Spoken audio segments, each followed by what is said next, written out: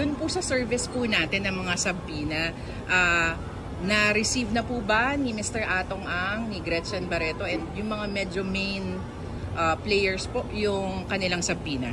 Well, by today, we can confirm na everybody will get the sabina. So, hindi pa natin nakuha yung return ng ating process server dito sa DOJ.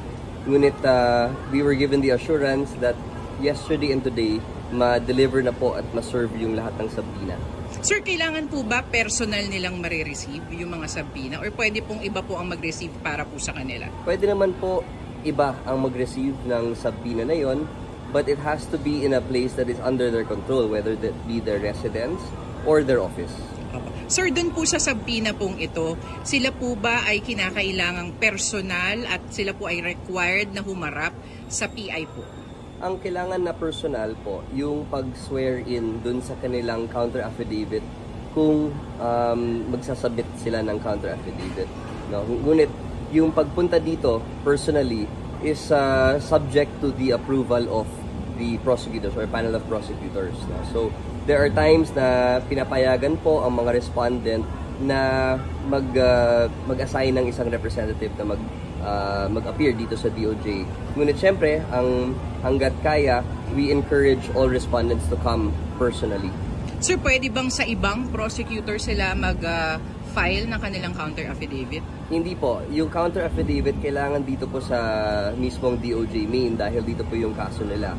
Yung pwede sa ibang prosecutor po, yung pag-swear in dun sa kanilang counter affidavit. Sir, kailan sila i-record na pag-submit na kanilang counter? That is in the subpoena, siguro before the first day of the hearing ng preliminary investigation. Before the first day, sir? Ano ba, sir? On the day. Ano na ba, sir, yung schedule talaga ng preliminary investigation? That is something that we are yet verifying kasi depende po yan sa mga maghahain pa ng extension, pwede pang maiba. No? So, pero sir, maaaring magharap-harap ang mga respondents at yung mismo pong pamilya nitong mga nawawalang sabongero? Opo, that is usually the process in preliminary investigation na magharap-harap sila in front of the panel of prosecutors assigned to the case.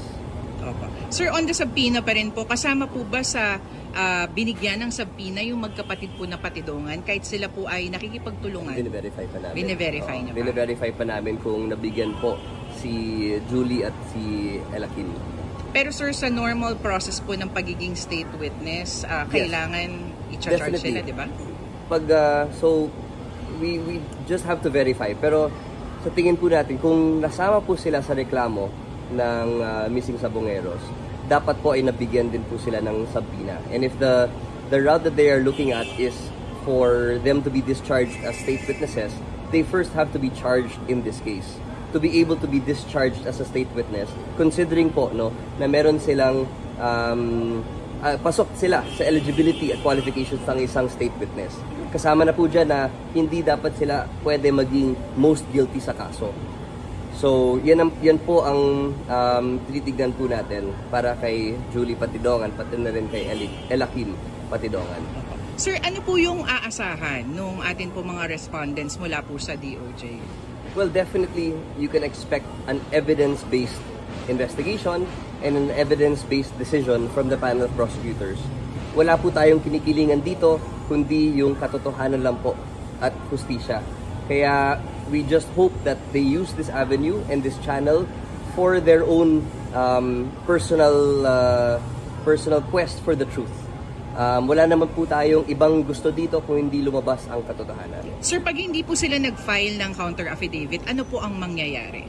Pag hindi po sila nag-file ng isang counter affidavit, they will be considered in default.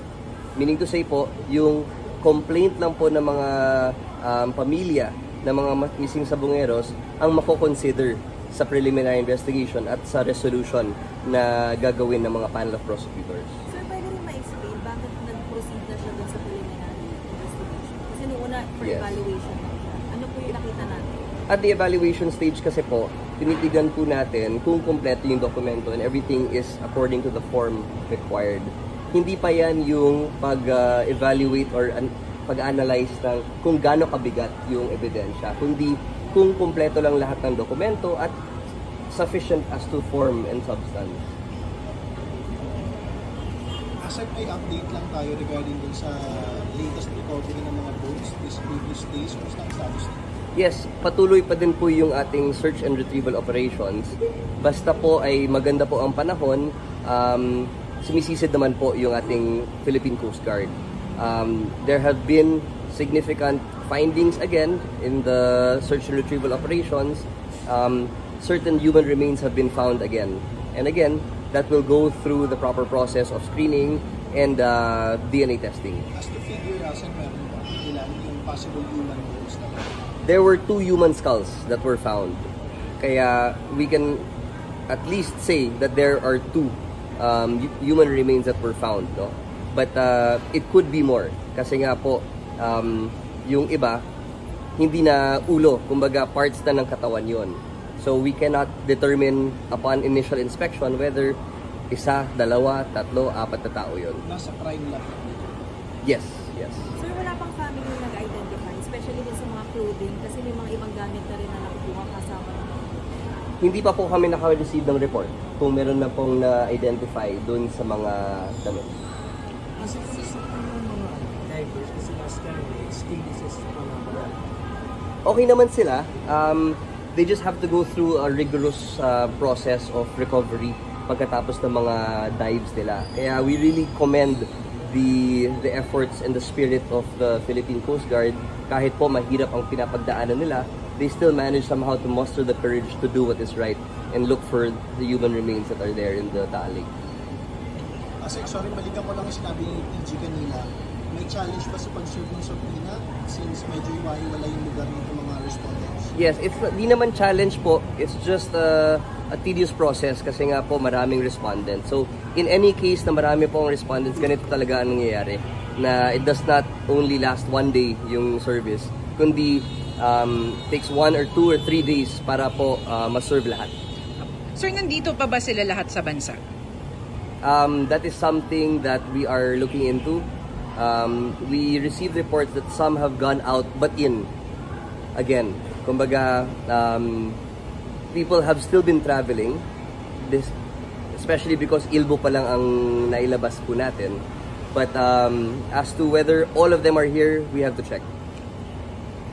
Sir, ilan sir ang kabuuan na nabigyan ng subpoena? As of right now, I'm not sure kasi 60 yun, di ba? 60 na with some John Does and Jane Does. So we're not really too sure how many have been given already their subpoenas as of now. But we can expect that after today, lahat po ay nabigyan na.